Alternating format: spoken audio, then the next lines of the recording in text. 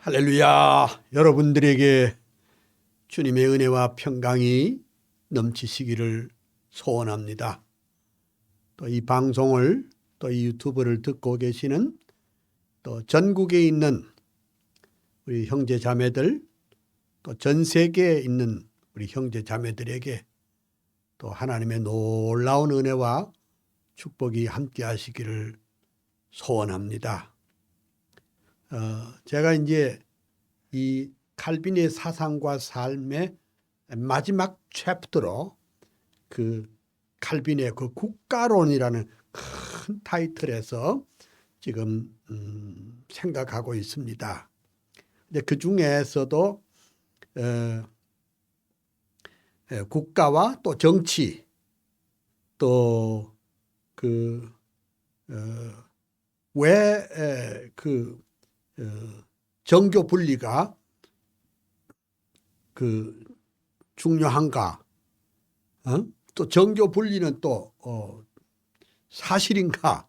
이런 문제를 가지고 어제 잠깐 얘기를 했고, 앞으로 이제 계획이 뭐냐니까 칼빈이 이해했던 사회, 그 다음에 칼빈이 말했던 정치적인 유산, 그 다음에 또 칼빈이 말했던 문화유산, 그리고 칼빈과 자본주의와의 관계, 그 다음에 구제, 뭐 이런 우리가 흔히 국가와 정치에 관련된 모든 문제에 대해서 칼빈의 입장을 우리가 생각을 해 보려고 합니다.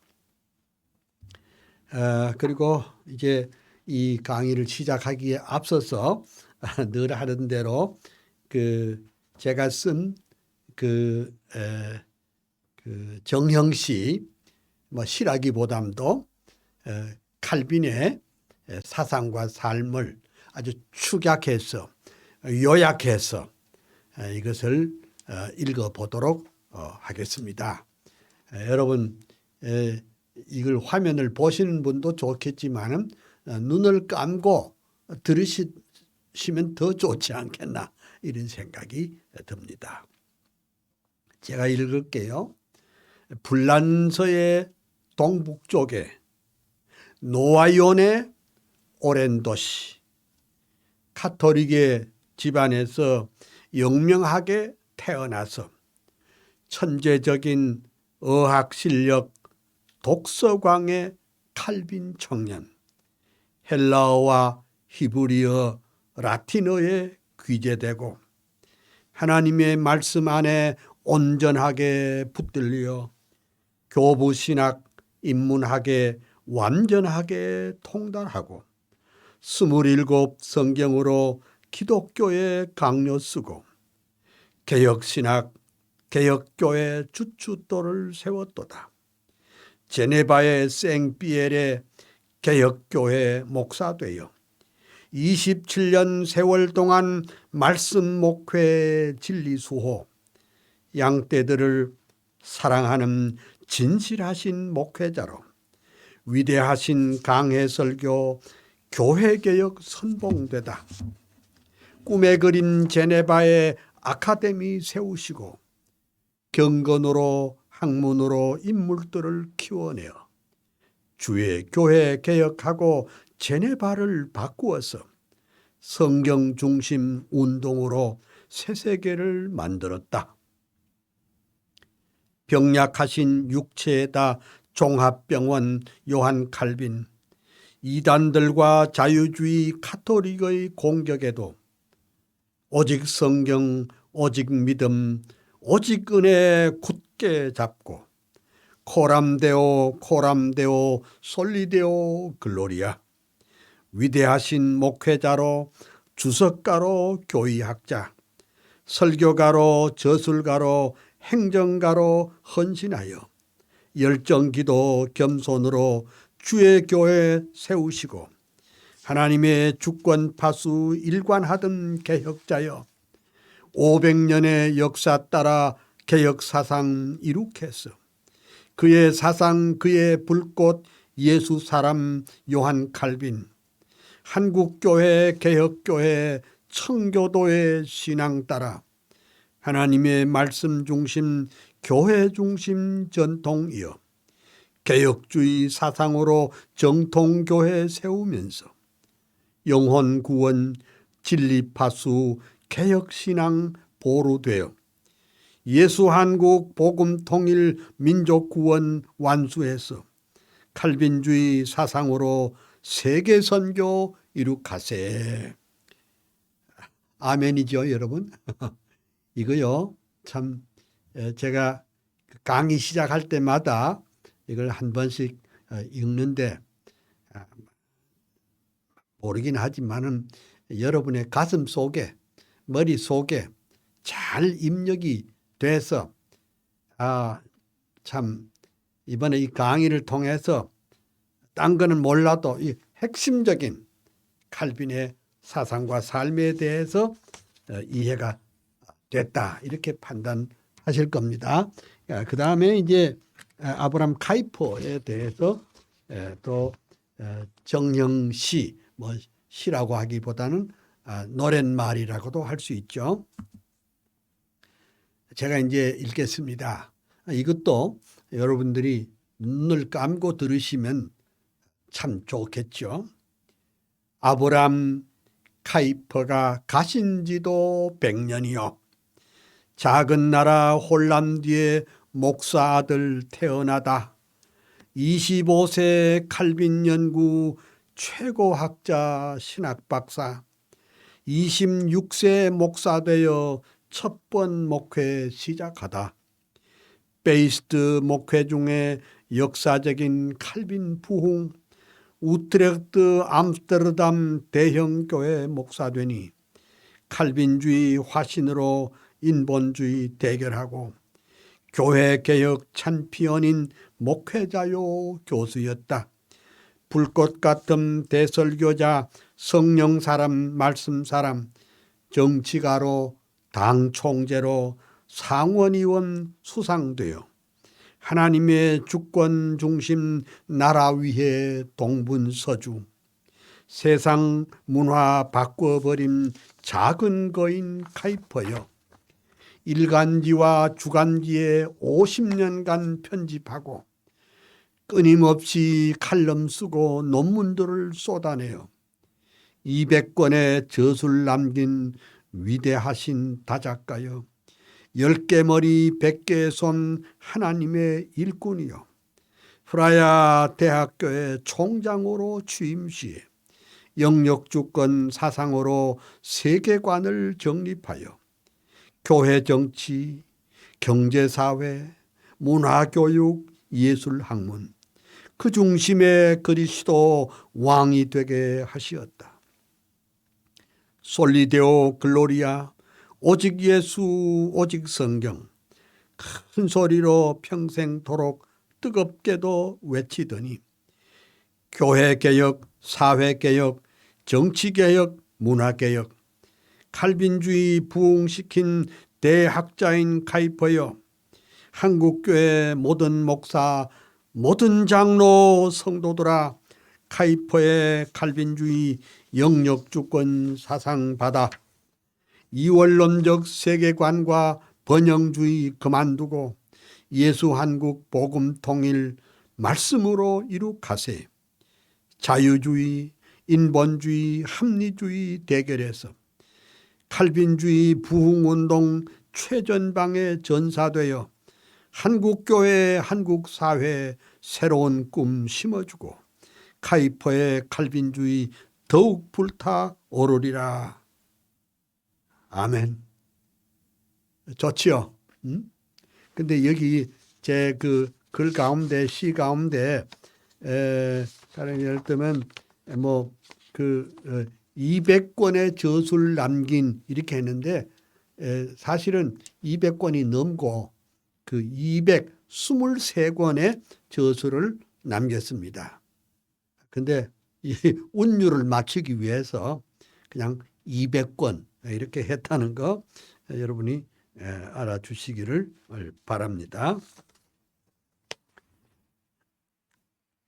자, 그러면 어제 그 말씀한 내용 가운데 그 요한 칼빈의 그 저항권 사상에 대해서 말씀을 드렸습니다. 이 요한 칼빈의 저항권 사상이 뭐냐? 로마서 13장 우리가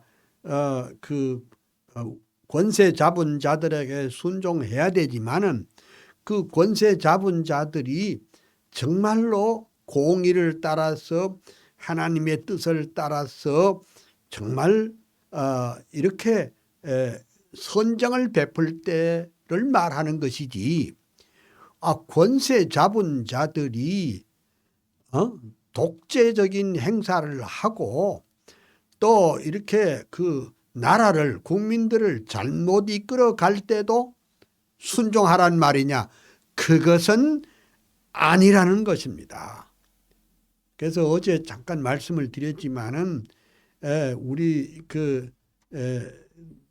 흔히 그 정교 분리라는 것이 우리 한국 그 교회 성도들과 목회자들 사이에는 그게 아주 그냥 그 교의로 생각해요. 그 교회는 절대로 그 정치에 관여해서는 안 된다. 그렇게 말하는데 그렇지 않습니다. 본래 제퍼슨이 이 정교 분리를 말할 때 이상한 정부가 들어가서 가지고 교회를 탄압하거나 비판할까 봐서 또 교회에 치명타를 입힐까 봐서 정치와 교회는 분리돼야 된다, 이런 정책을 폈는데, 이것이 일제강점기에 일본의 그 총독부에서 우리 한국에 있는 모든 그 목사님들이 신사참배에 반대하는 운동이 일어나자 또 선교사들이 신사참배를 반대하자 이 정교 분리 정책을 묘하게 이렇게 거꾸로 뒤집어서 국민들은 국가가 시키면 시키는 대로 하라면 하라는 대로 다 해야 된다. 만약 그렇지 않으면 감옥에 가두겠다. 이렇게 된 것이 우리 상황입니다. 그런데 그것도 모르고 오늘 우리 한국에 있는 모든 교회들 지도자들은 나라가 지금 거들나게 됐고 나라가 말하자면 좌쪽으로 기울어져 가고 있는데도 모두가 다 입을 다물고 있다. 이거는 아니죠. 이거는 아니라 주께서 말씀하시기를 예 아니요 하라고 했는데 우리는 분명하게 우리의 의견을 말하고 또 비판하고 또 이 부정한 정치에 대해서는 항거하고 항명할 책임이 우리에게 있다. 그래서 어제 내가 두 가지를 말했어요. 하나는 1638년에 그 언약도들이 찰스 왕이 짐은 국가에도 머리고 교회에서도 머리라고 하자 언약도들이 분연히 일어나 에딘버라에 있는 그레이 프라이어스 교회당 앞에 모여서 신앙 고백을 했습니다. 교회의 머리는 국왕이 예수 그리스도라는 것을 명쾌하게 하고 거기다 사인을 하고 1200명이 지붕 없는 감옥에 갇혀서 추위와 굶주림 속에 100% 다 순교의 잔을 마셨습니다. 교회가 오늘까지 있게 된 것은 이렇게 진리를 지키고 이 불의한 정권에 대해서 항거하고 항명할 줄 아는 순교자들 때문에 오늘 교회가 여기까지 왔다 하는 것을 말씀을 드렸고, 그리고 이제 우리나라에도 주기철 목사님, 손양원 목사님, 이인재 목사님, 이기선 목사님, 손명복 목사님 같은 이런 신사참배 반대하는 지도자들이 나타났고, 그 다음에 박관준 장로님 같은 걸출한 장로님이 나타나가지고 이 불법적인 이런 일본 정부 정권에 대해서 신사에서 절대로 절할 수 없다는 이런 것을 가지고 하다가 수차례 감옥 생활을 하다가 결국은 순교의 잔을 마셨고, 또 순교는 못했지만은 우리 그 산순교자로서 한상동 목사님과 같은 그런 어른들이 말하자면은 우리의 신앙 노선을 확실히 지켰다. 어제 그런 얘기를 했습니다. 그리고 칼빈은 말하기를 이 저항권을 어떻게 말했는가 이래 말했습니다. 하나님의 권리를 도적질할 때는 힘을 뱉어라 그랬습니다. 야, 이건 뭐 욕이죠. 사실 욕. 그러니까 욕 먹을 자에는 욕을 하는 것이 마땅합니다. 그리고 칼빈은 신앙의 자유를 뺏으려는 모든 세속 권력들에게 침을 뱉고 강력히 저항권을 행사하라 이렇게 가르쳤습니다. 세속 권력이 하나님의 권리를 도적질할 때 그들에게 복종할 것이 아니라 그들의 머리에 침을 뱉어라 이렇게 말했습니다.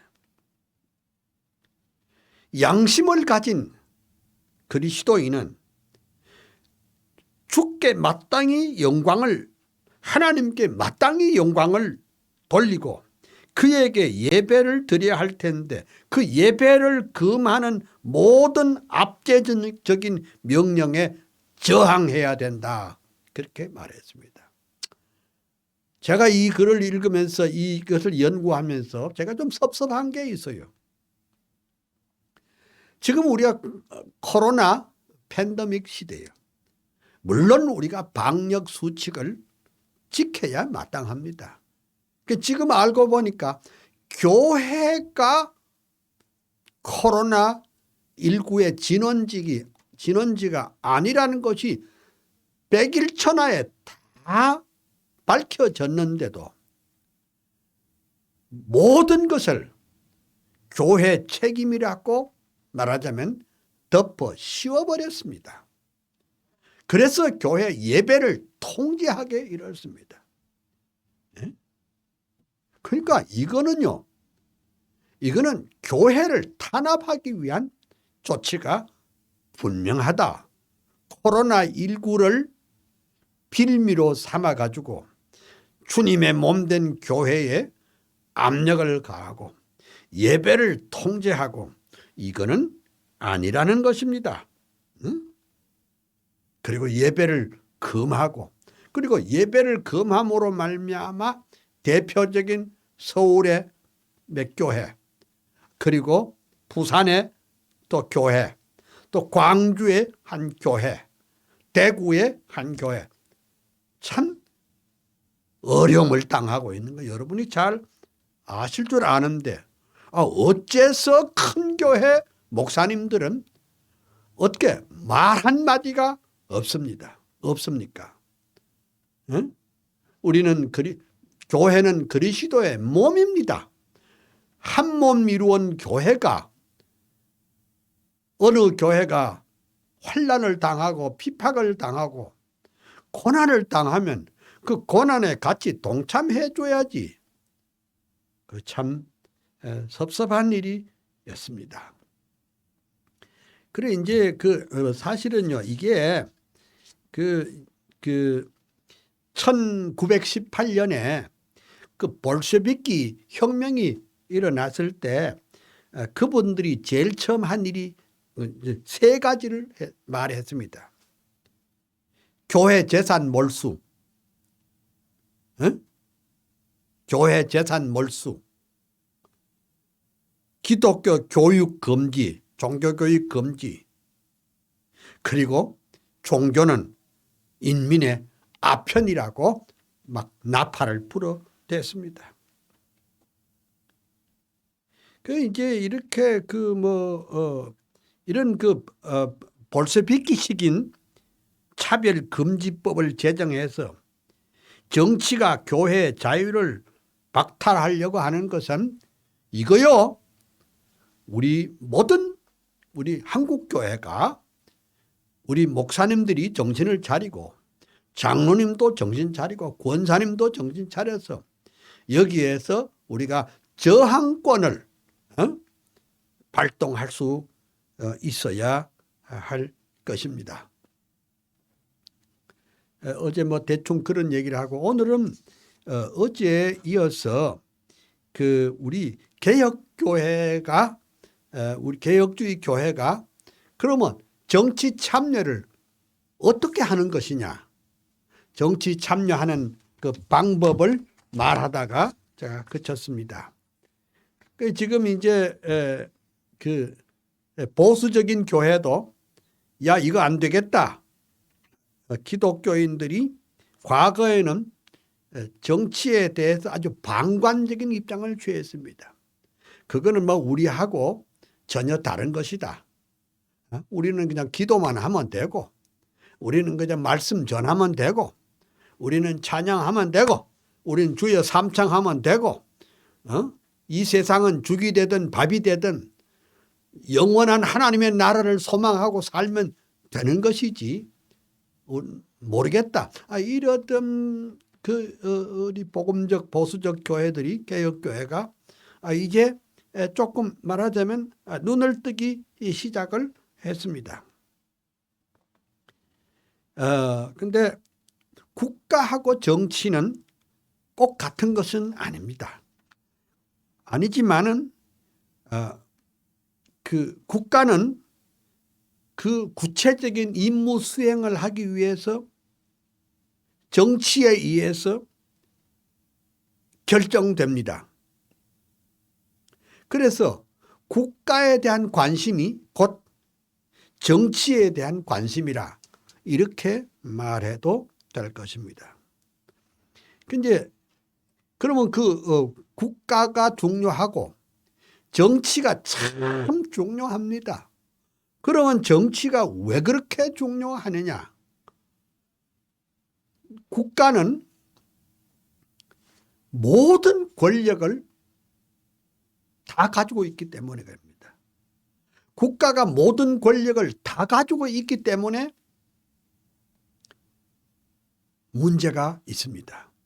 그러면 그 국가를 경영하는 행정이나 정치가나 법조인들이 법을 만드는 사람들이 완전한 사람이 아니잖아요. 다 보세요. 정치, 경제, 사회, 문화 모든 영역에 있는 사람들, 그분들의 사상이 뭡니까? 전부 다 인본주의자들이에요. 전부 다 합리주의자예요. 전부 다 부패했어요. 그러니까 도적질을 하지 않아도 인간은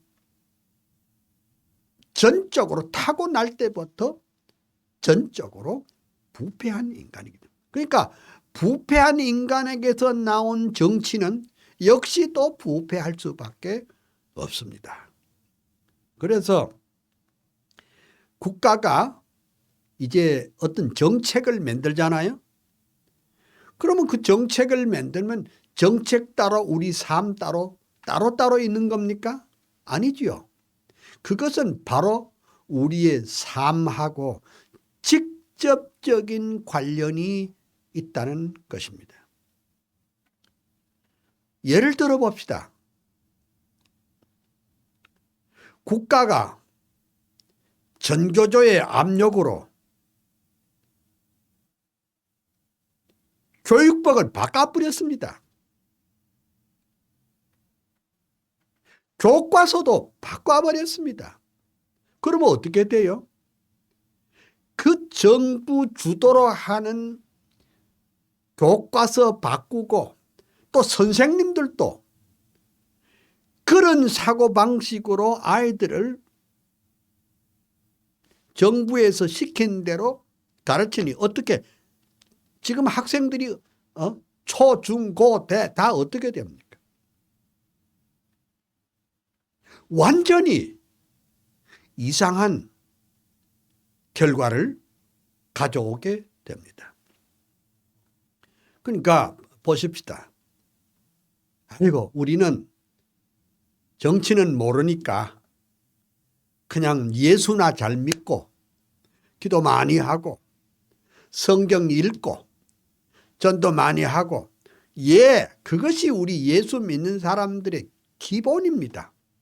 그런데 우리가 예수 믿는 것 말고 정치나 정부나 정치계에서 결정하는 거, 국회에서 결정하는 거, 행정부에서 행하는 거, 그 다음에 사법부에서 하는 판단, 그 모두가 다 우리의 구체적인 삶과 연결이 되고 그것이 특별히 교육이 될 때는 교육이 아주 삐딱하게 됩니다.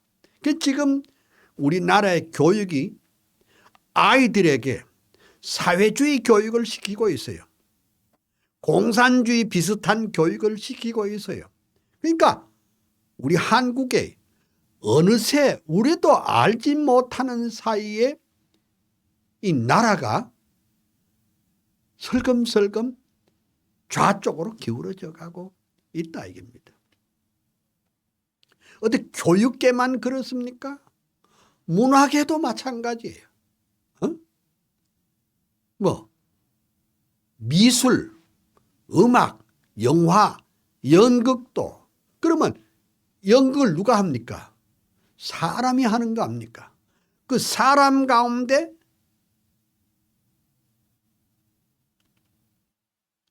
그 이상한 잘못된 이데올로기를 가진 사람이 감독을 하고 연출을 하고 배우를 하면은 그것이 자연스럽게 말하자면은 그 사회주의적인 그런 것을 집어넣는 그런 역할이 됩니다. 얼마 전에 영화 가운데 뭐죠? 영화 가운데는 국제 대회에서 그랑프리를 받은 그런 영화들도 있습니다. 근데 그 영화들이 다 굉장히 아주 사회주의적인 그런 겁니다. 예를 들면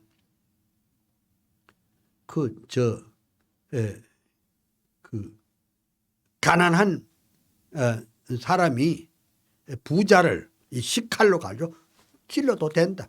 그걸 이제 나타냅니다. 다시 말하자면은 소위 자본주의에 대해서 말하자면 타도하는 그런 것을 영화에 자꾸 내고 있습니다. 그러면 영화, 연극, 감독, 연출 그냥 결국 그 사람의 세계관이 문제죠. 그래서 이 국가라는 것은 나와 세상은 간 곳 없는 것이 아니라 교회와 국가는 아무런 상관이 없는 것이 아니라 교회는 이 국가에 대해서 교회는 이 정치에 대해서 교회는 이 세상에 있는 모든 구조에 대해서 파수꾼의 사명을 감당해야 할 줄로 믿습니다. 아침이 오나니 밤도 오리라. 밤이 오나니 아침도 오리라. 이렇게 말하자면 그 파수꾼이 고함을 치고 그 파수꾼이 잠자는 사람들을 깨우는 책임이 우리에게 있다 하는 것을 우리가 알아야 합니다. 국가가 개인의 구체적인 삶에 얼마나 영향을 미치는 겁니까? 응? 국가가 잘 돌아가야, 정치가 잘 돌아가야 우리도 평안을 얻을 수 있고, 또 교회도 우리의 삶도 은혜로운 삶을 살 수 있다는 것입니다. 어디 그뿐입니까? 국가는요, 이봐 봐요. 건강, 복지, 교육, 능력 개발, 사회 개발, 문화 창조의 모든 조건과 환경을 결정하지 않습니까? 그러면 아이고 우리는 예수만 잘 믿으면 되겠다. 나라가 죽이 되든 밥이 되든 어디로 가든 내 알 바 아니다. 이게 뭔 줄 압니까? 우리 칼빈주의자들은 이런 세계관을 듀얼리스틱 아이디어라고 합니다. 이원론적인 사상, 듀얼리스틱 월드뷰, 이원론적인 세계관입니다. 우리가 예수 잘 믿는 사람은 이원론적인 세계관을 가지면 안 됩니다. 예수 믿는 사람은 이원론적인 세계관을 가지고는 안 됩니다. 우리는 우리의 삶 전체를 하나님 앞에 드려야 하고 우리 삶 전체를 하나님의 영광을 위해서 살아야 하는 것입니다. 국가의 권력이 참 대단합니다. 국가의 권력이 어느 정도 대단하냐? 시민들에게 처벌이란 이름으로 물리적인 폭력을 가할 그런 권한을 독점했습니다. 독점했어요.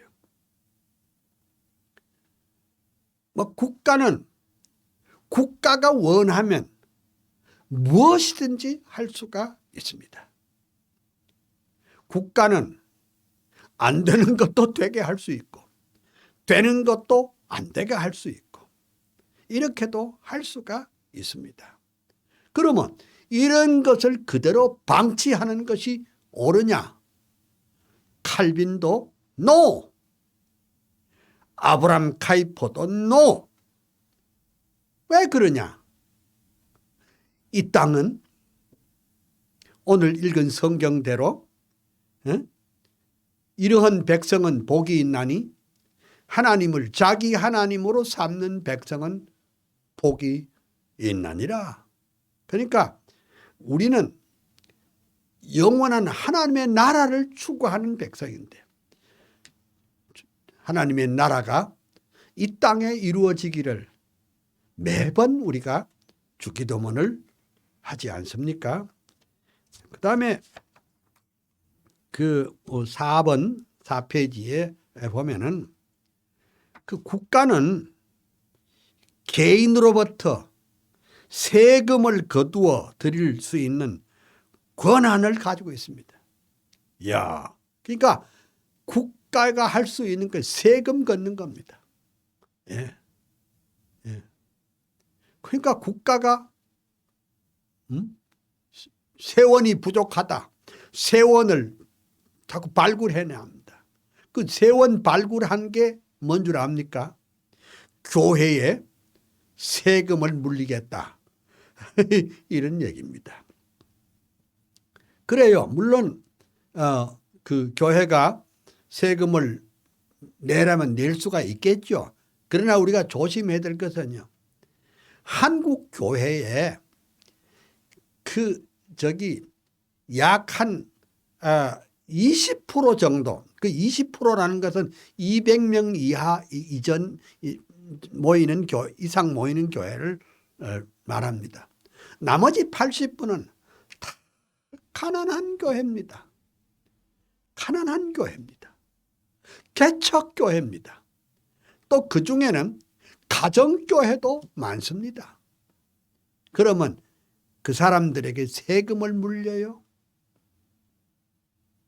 그거 아니잖아요. 만약에 세금을 막 국가에서 물리려면은 뭘 하는 줄 압니까?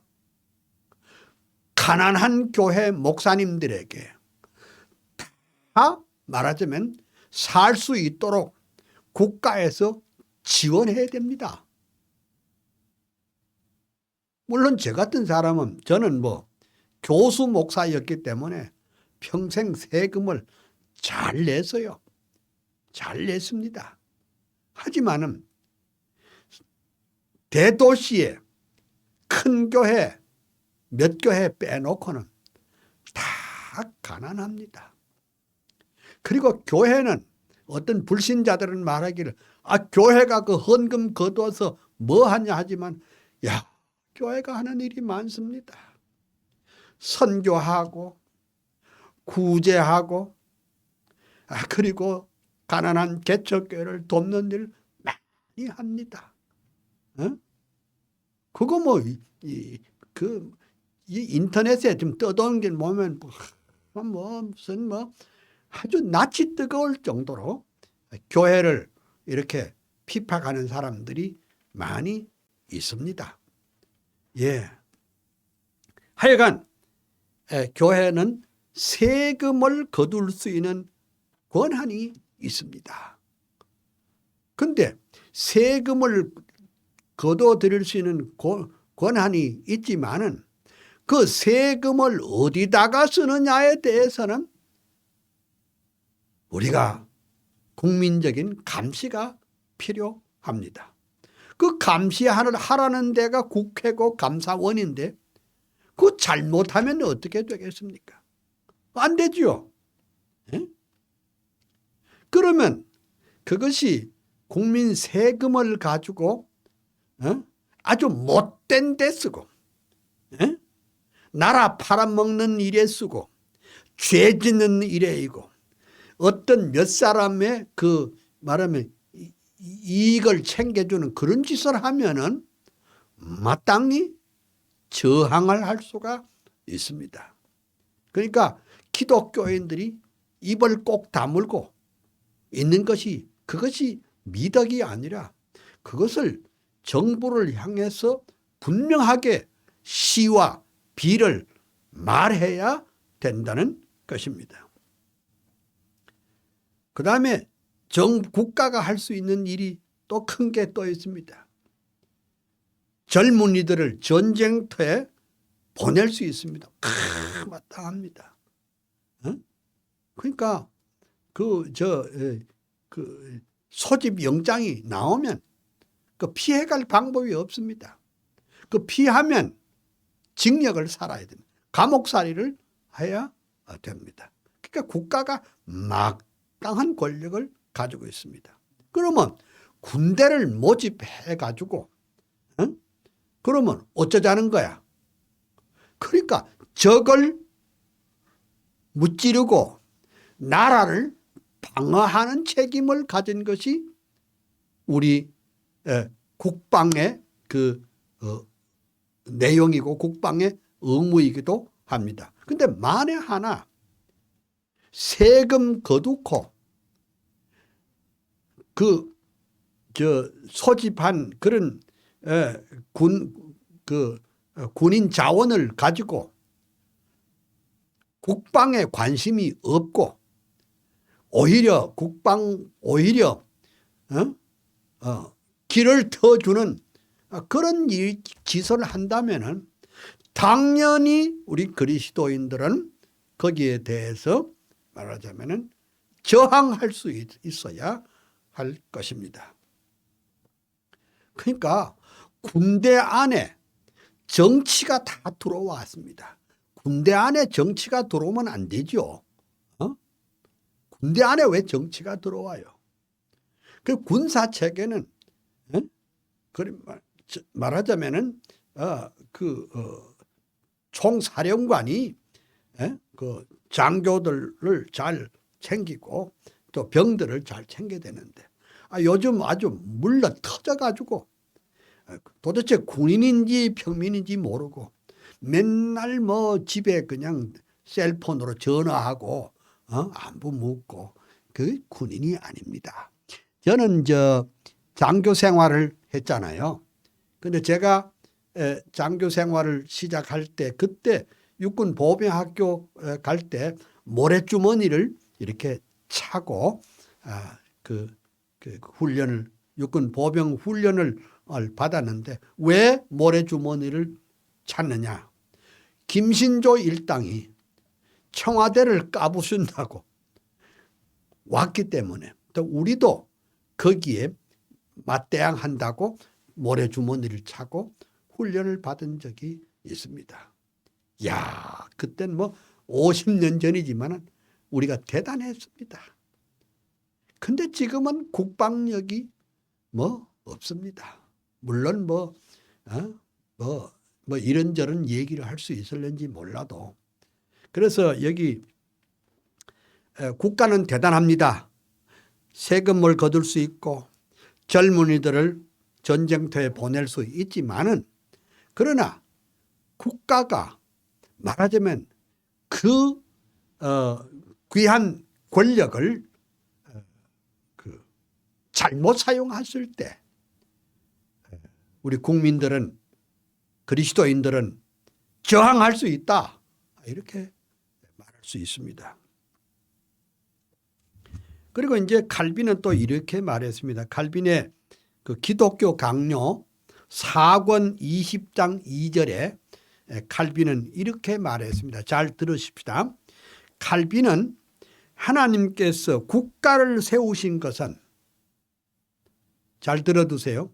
하나님께서 국가를 세우신 것은 하나님께 드리는 공적 예배를 보호하고 경건의 건전한 교리와 교회의 위상을 수호하며 우리의 삶을 인간 사회에 적응하게 하고 인간 상호 간의 화목과 평화와 안정을 강화하기 위해서 국가를 세웠다. 어떻습니까?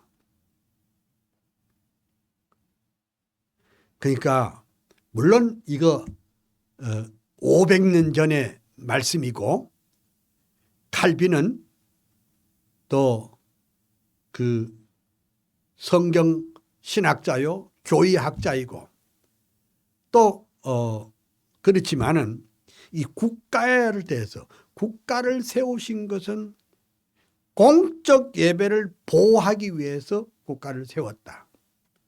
그런데 요새 우리는 어떻게 되는 겁니까? 국가가 공적 예배를 오히려 감독하고 국가가 공적 예배에 대해서 감나라 배나라 하는 것은 그것은 옳지 않습니다. 저는 이 칼럼을 통해서 몇 번이고 그런 말을 했습니다. 만약에 방역에 교회에 도움이 필요하다면 교단장을 불러서 대통령이 부를 것 없습니다. 교단장을 불러서 이렇게 어려운 국가가 지금 이러고 저러고 지금 그 팬데믹 코로나19 팬데믹 시대에 우리가 어려우니 교회가 할 수 있는 일을 자발적으로 좀 할 수 있도록 도와주세요. 이렇게 하면 될 걸 가지고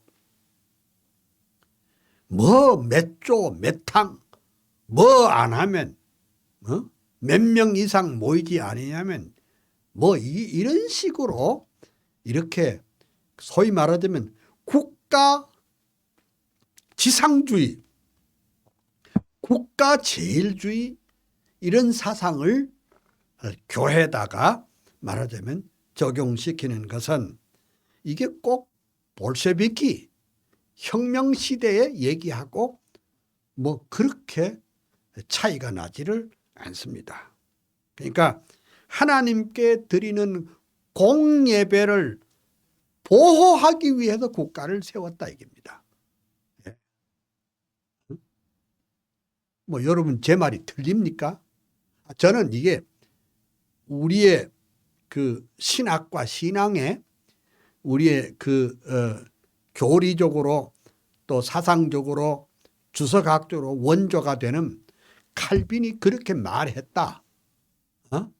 또 우리가 그렇게 살아왔다. 예? 하나님이 국가를 세우신 이유는 교회가 하나님께 드리는 공적 예배를 보호하라고 했는데 보호하기는커녕 뭐 지금은 좀 달라졌는지 모르지만은 아이고 뭐 동직원이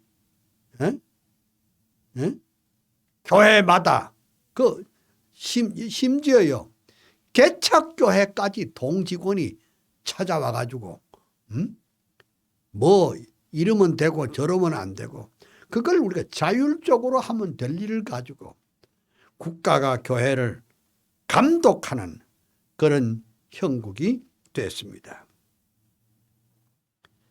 공적 예배를 보호하는 것이 국가의 사명이다. 또 교회가 또 교리를 수호할 수 있도록 도와줘야 된다. 옛날에 화란에는 도르트 총회 할 때 그 총회 안에 누가 하는 거냐? 국회의원들이 그 도와주려고 다 앉아 있었어요. 예? 지금 보면은 아이고 우리 한국의 국회의원들 가운데 뭐 한 50% 정도가 집사 장로라고 제가 들었습니다. 왜 내가 그걸 아는 거 아니? 그 제 책 아브라함 카이퍼의 사상과 삶 거기 이제 기독교 정치론이 들어가 있기 때문에 그때 그 저를 아끼는 그 당 대표께서 국회의원 당 대표께서 제 책을 150권을 사가지고 그 예수 믿는다는 뭐 잘 믿는지 안 믿는지 잘 모르겠어요. 그분들에게 다 이제 하나씩 선물로 나눠준 적이 있기는 있습니다. 근데 뭐 책을 나눠주면 뭘 합니까? 한 사람도 봤다는 사람이 없어요. 또 꼼꼼하게 밑줄 긋고 읽었던 사람이 없어요. 그냥 받고 그냥 팽개치는 겁니다. 그러니까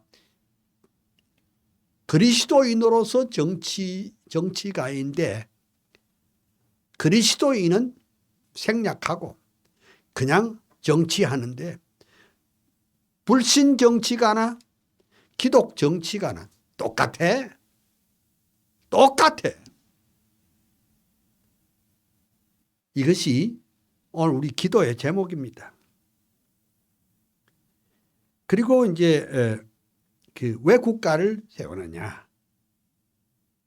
교회를 통해서 평화와 안정을 강화하기 위해서 국가를 세웠다. 이렇게 말씀했는데 그다음에 5페이지 넘어갑니다.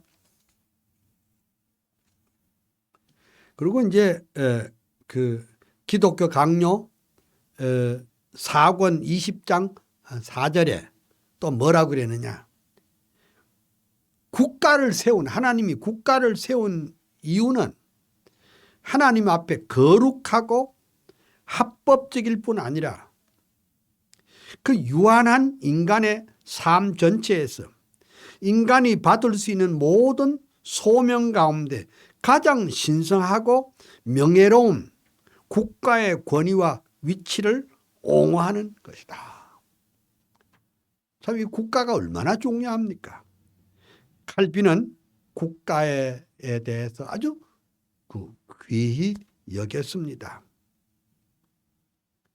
그러면 이렇게 중요한 국가 정치를 하나님의 백성이 무시해서는 안 된다는 겁니다. 요새 이런 것을 뭐라고 합니까? 정치 혐오라고 합니다. 정치 혐오라고 합니다. 그러니까 우리가 이 세상의 정치는 참 혐오스럽습니다. 안 되는 것을 되게 하기도 하고 되는 것을 안 되게 하기도 하고 뭐 희한한 공작을 해가지고 뭐 참 모릅니다. 뭐 누가 죽였는지 요새 이런 말도 있어요. 뭐 자살하는 것이 아니라 자살당한다 그런 말까지 나도록 있어요. 예? 또 뭐 어떤 뭐 말 안 들으면 어떤 기업을 말하자면 뺏는다는 말도 있고 뭐 아니기를 바라지만은 그래서 사람들의 입에 오르내리는 게 뭐냐? 정치는 더럽다. 정치는 혐오스럽다. 이렇게 하는 말이 많이 있습니다. 그러나 우리는 정치를 혐오할 것이 아닙니다. 우리는 두 눈을 부릅뜨고 돌아가는 정치를 잘 살펴야 됩니다. 혹여 정치가 잘못된 판단을 하는지, 동성애를 만들는지, 차별금지법을 만드는지 두 눈을 뜨고 이걸 살펴봐야 됩니다. 그렇잖아요? 그러니까 정부는 힘이 있기 때문에 이런 경우에는 이런 법을 적용하고 저런 경우에는 저런 법을 적용하는 것이 정부의 하는 일입니다. 물론 사람이 하는 일이기 때문에 잘못될 수가 있습니다. 그러나 정치에 대해서 혐오만 할 것이 아니라 우리들로서는 저항도 하고 그리고 거기에 대한 대안 제시도 해야 할 것입니다. 그것이 바로 우리가 말하는 정치 참여다 이렇게 볼 수가 있습니다. 그 다음 한 권 넘겨서 6페이지. 근데 우리 개혁주의 교회가 왜 정치에 참여를 해야 되느냐? 하나님의 그 절대 주권 사상은 하나님의 영광과 논리적으로 이렇게 연결되어 있는데 그러면 그 하나님의 주권이 그러면 교회당 안에만 있느냐? 아니란 말입니다. 하나님의 주권은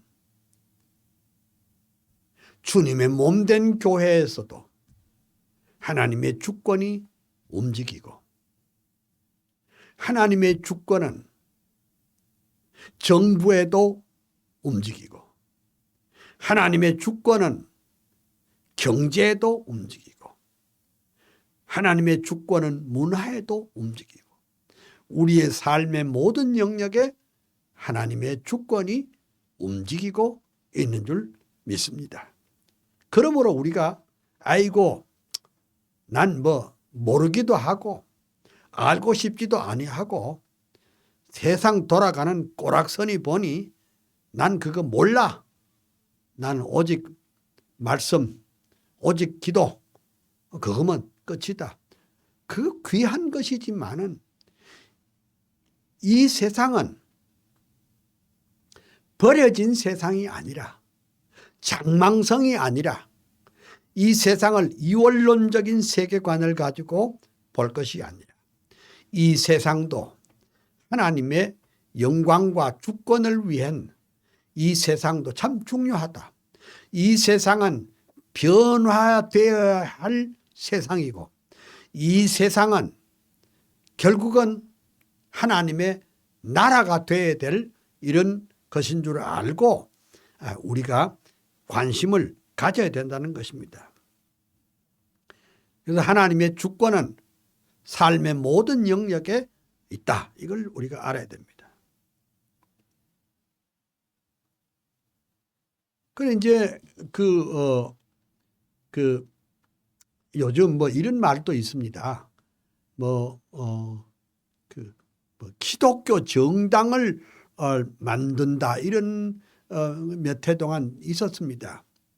나는 뭐 동의합니다. 그렇지만은 기독교 정당을 만들려는 그 동기가 암만 순수해도 순수성을 잊어버리면은 순수성을 잊어버리거나 순수성을 유지하는 것이 없으면 그건 안 되는 겁니다. 그러니까 그러면 예수 믿는 사람이 정당을 만들면 기독교 정당이냐? 아닙니다. 제가 분명히 말할 거예요. 예수 믿는 사람들끼리 뭐 목사 장로들끼리 모여서 뭐 정당을 만들면 그게 정당입니까? 국민의 지지를 받습니까? 그게 아니고 아주 분명한 정책이 있어야 됩니다. 그 대표적인 게 뭐냐? 아브라함 카이퍼가 쓴 온스 프로그램이라는 책이 있습니다. 그거 보면 한 400페이지짜리 책이 있는데 거기에 보면은 우리가 집권하면 이렇게 교육은 이렇게 하고 문화는 이렇게 하고 법률은 이렇게 하고 또 뭐 이런 것을 아주 구체적으로 정강 정책을 내놨습니다. 그럼에도 불구하고 그러면 집권당이 되는 건 아니잖아요. 네? 지금 뭐 십수년 동안 그 기독교 정당이 있었지만은 단 한 석도 얻지를 못했지 않습니까? 그러니까 아무 생각 없이 당신 집사고 내 장로고 우리 목사니까 우리 한번 힘을 합해서 뭐 이 정당 만들어보자. 그래 가지고서는 죽도 밥도 안 됩니다.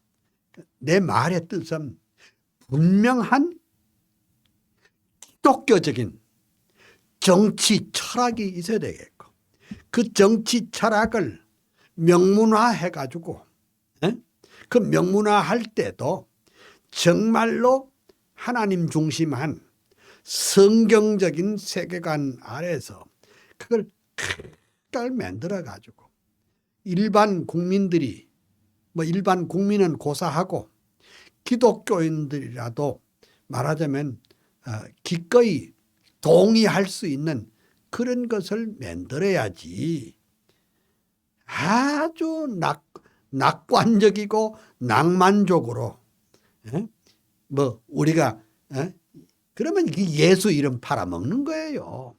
하나님 이름 팔지 말고 예수 이름도 팔지 말고 교회 이름도 팔지 말고 우리는 정말로 진실하게 하나님의 사람으로 살 뿐 아니라 우리의 분명한 말하자면 성경적이고 기독교적인 세계관을 가진 분명한 정강을 가지고 있어야 합니다. 카이퍼가 그렇게 해도 자기가 말하자면 큰 정당을 못 만들었어요. 미니 정당을 만들었어요. 근데 요거 재밌는 게 있어요. 미니 정당을 만들었지만은 주도적으로 하면서 뭐요? 그 비슷한 정당을 이렇게 연정을 해가지고 결국은 그래서 1901년에서 1905년까지 말하자면 수상의 자리에 임했고 그 나라를 바꿨어요. 그 나라를 어떻게 바꾸느냐. 나라를 바꾸려면은 국민들의 세계관을 바꿔야 돼요.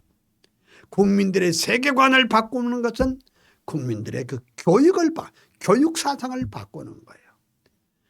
그때 당시에 카이퍼 시대의 교육이 뭐냐?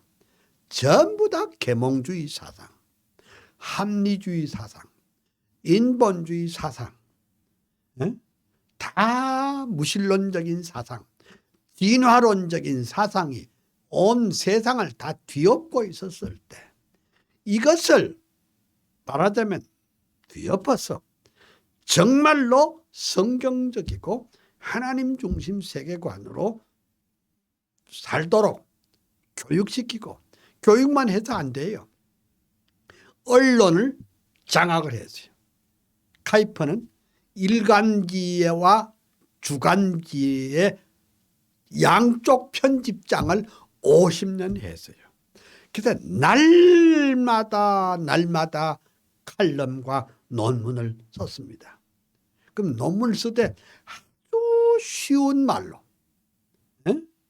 아주 쉬운 말로 하나님의 말씀과 우리의 삶 사이를 이렇게 연결시키고 우리가 어떻게 살아야 할 것인지를 대해서 명쾌하게 분명하게 제시를 했습니다.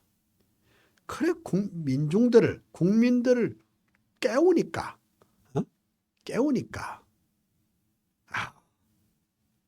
하나님께서 그를 축복하시고 또 그들을 축복해 주셔서 참 귀한 국가가 되도록 했습니다. 여러분, 지금 우리가 급조해가지고 예수 믿는 사람들 다 모여라, 아무개 오해라, 목사, 장로, 집사, 권사 모여가지고 그렇게 할 것이 아니라 이게 장기적으로 말하자면 국민 계몽이 있어요. 어떻게 계몽하느냐? 사람들을 하나님 중심 세계관으로, 기독교적인 세계관으로, 칼빈주의적 세계관으로 깨어나도록 계속 해야 됩니다. 그런데 우리나라는 어때요? 여러분, 주체사상 교육을요, 사람들이요, 말하자면 그 젊은이들을 다 교육을 시켜놨습니다. 제가 50년, 그러니까 40년 전에 대학의 총장을 하던 사람 아닙니까? 그러니까 40년 전에 그때가 뭐예요? 민주화 일어나던 때입니다. 그 민주화 일어날 때에 그때 들고 나온 게 뭡니까? 똑똑한 대학생 지도자들을 저 양수리, 양평 이런 데 방을 얻어놓고 소위 멤버 트레이닝 한다고 해서 모아가지고 훈련을 시켰어요.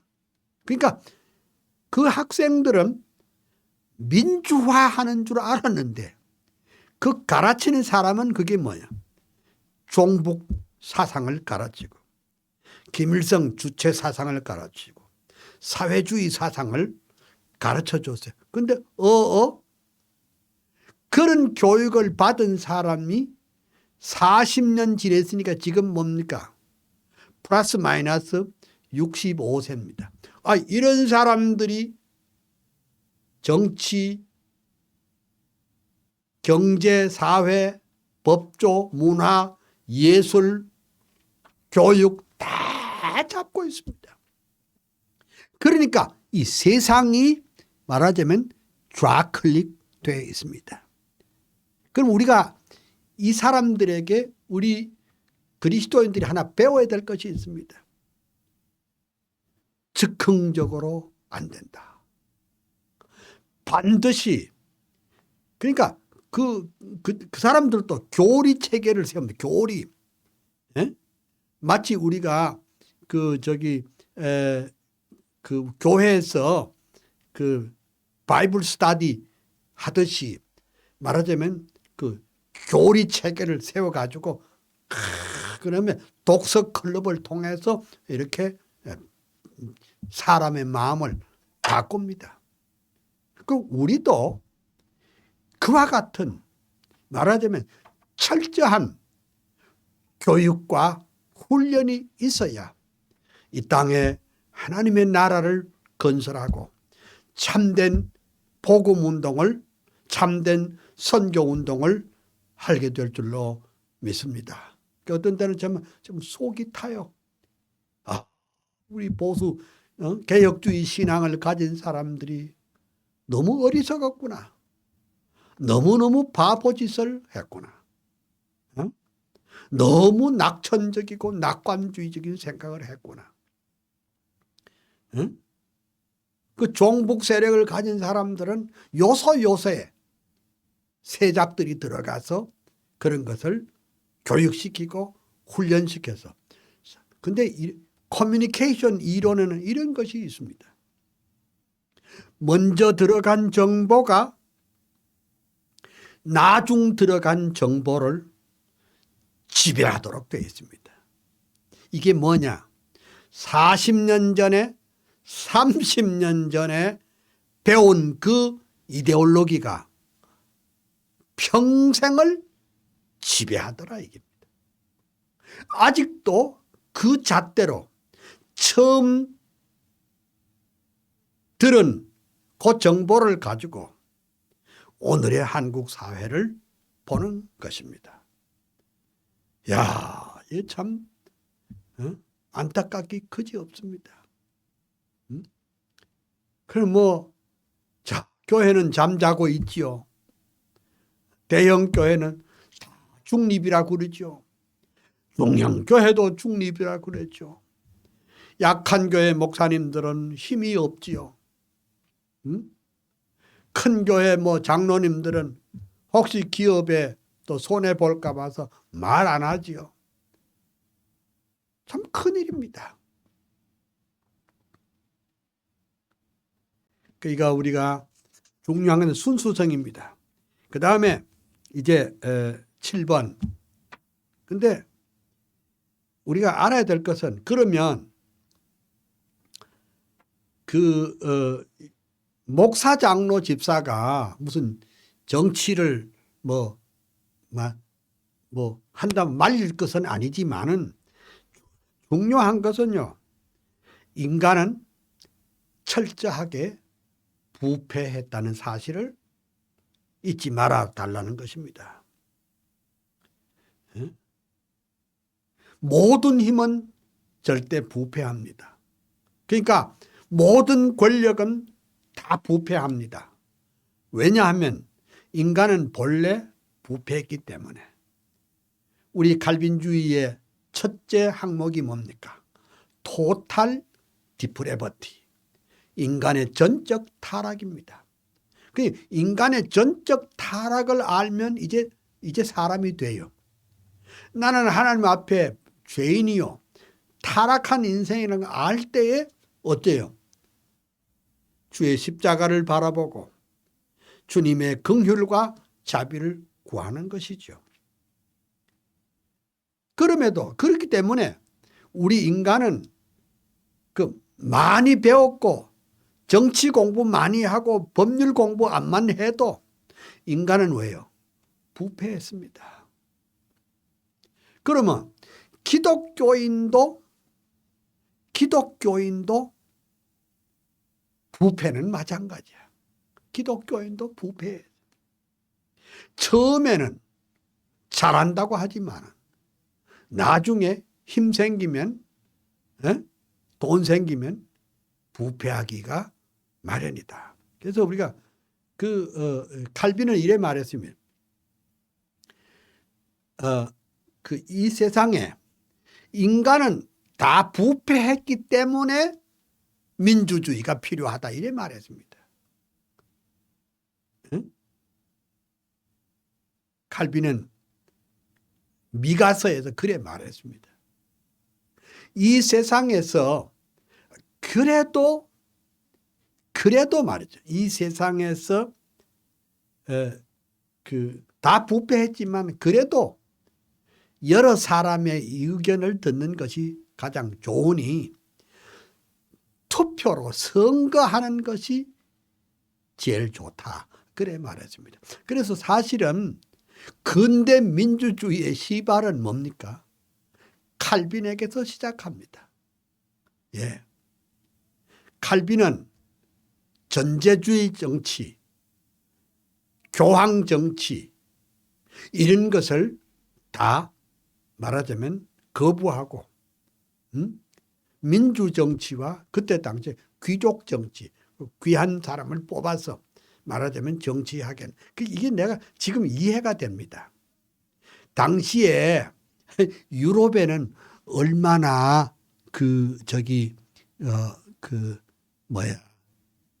문맹자가 많았는지 20%만이 그때 당시 이제 글이 뭐냐? 라틴어입니다. 라틴어를 해독할 수 있는 사람은 그때 당시에 20%밖에 없었어요. 예? 그래서 그때 당시에 칼빈도 전부 다 라틴어로 기독교 강요도 라틴어고 칼빈의 주석도 라틴어고 논문도 라틴어고 편지도 라틴어입니다. 예? 그러니까 이거 보세요. 그때 당시에 유럽 사회의 20% 정도만이 글을 알고 글을 해독하고 들을 줄 알기 때문에 천상 말하자면 정치는 아무래도 배운 사람이 앞장서야 될 것 아니에요. 그래서 칼빈은 정치 시스템 가운데 그때 당시 얘기로는 민주정치와 귀족정치를 병행했다. 제가 이제 이해가 충분히 됩니다. 충분히 돼요. 예. 그다음에 우리 입장에서 보면 하나님의 영광이 드러나야 정치 참여의 목적이 이루어진다. 기독교인이 정치 참여한다는 거 말릴 마음은 없지만은 정치 참여한다고 해놓고 자기가 이속 다 챙기고 자기가 불법을 다 저지르고 자기가 말하자면 영광, 존귀, 찬양 다 받아버리면 그건 뭐요? 주님의 몸된 교회 욕 돌리는 거 아닙니까? 예수 믿는 사람들이 옳게 살지 못하면 하나님의 교회에 욕을 돌리는 것이고 또 하나님의 영광을 가려야 됩니다. 그렇기 때문에 우리가 여기서 알아야 될 것은 반드시 하나님께 영광을 돌릴 수 있는 정치 참여를 해야 되지. 자기 유익을 위해서 자기 명예를 위해서 그렇게 하는 것은 도리어 하나님 앞에 욕을 돌리는 것이라 할 수 있습니다. 그 다음에 마지막 줄에 거기 보면 기독교인의 정치 활동 때문에 다른 사람들이 하나님을 두려워하고 찬양할 수 있어야 한다. 응? 기독교인의 정치 활동 때문에 다른 사람들이 하나님을 두려워하고 하나님을 찬양할 수 있어야 된다. 이게 무슨 소리입니까?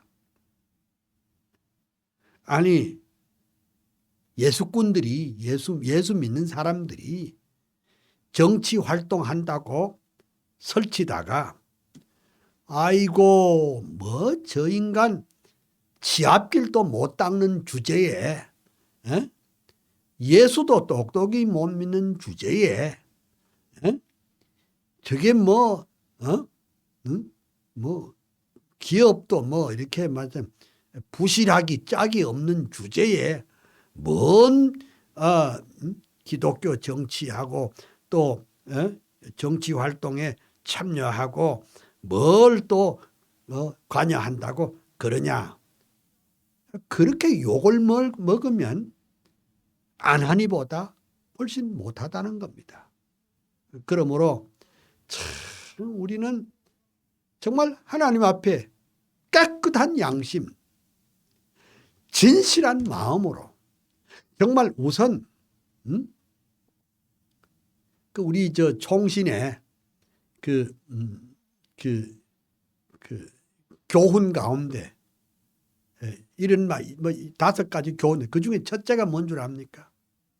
신자가 되어라. 신자가 되어라. 그러니까 신자가 되기 전에 기독교 정치 운동하는 거 그건 아니 옳시다. 그러면 신자가 된다는 게 뭡니까? 성경을 하나님의 말씀으로 믿는 사람이어야 합니다.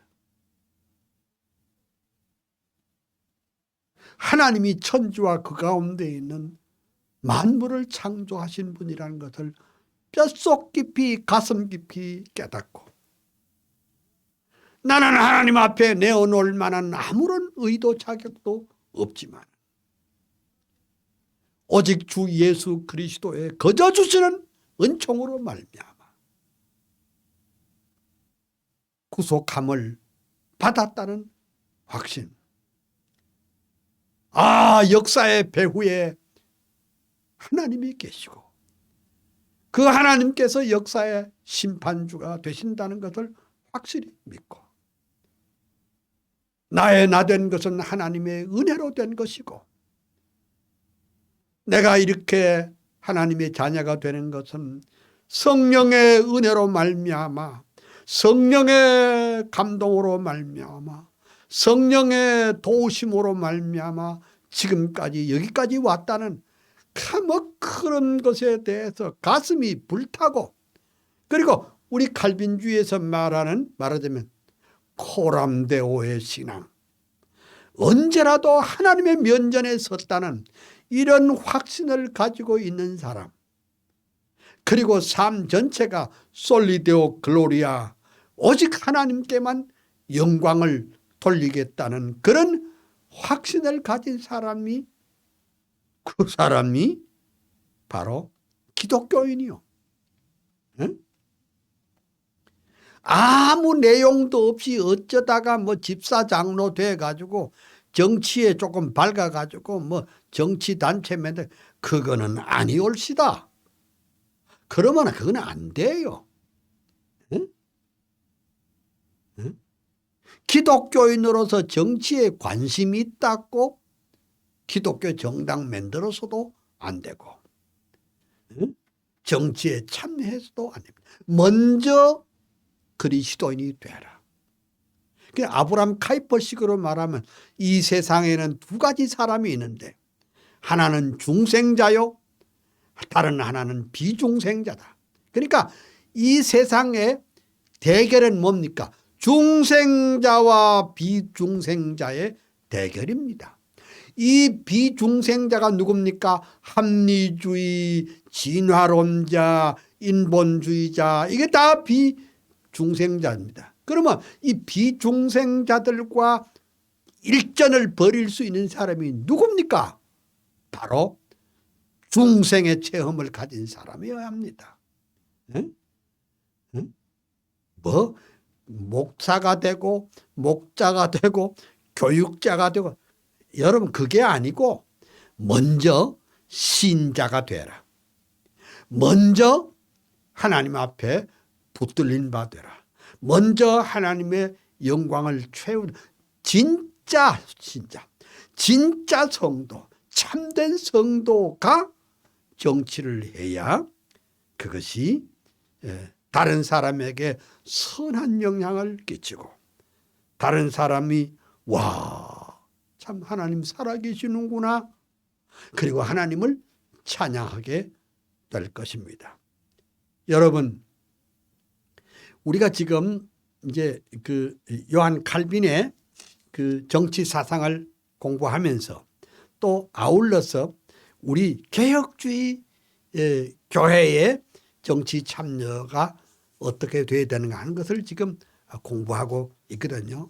오늘 요만큼 공부하고 또 다음 주간에 또 공부를 하십시다. 먼저 그리스도인이 되라. 기도합시다. 할렐루야. 하나님의 크신 은혜 축복을 감사합니다.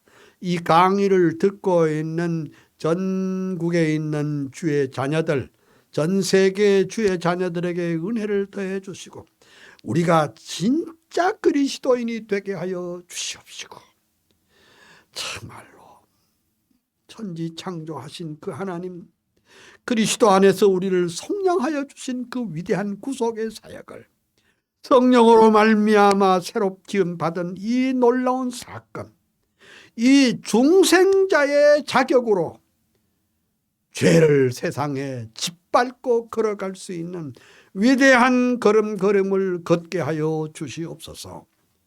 이 모든 말씀을 주 예수 그리스도의 이름으로 감사하고 기도합니다. 아멘.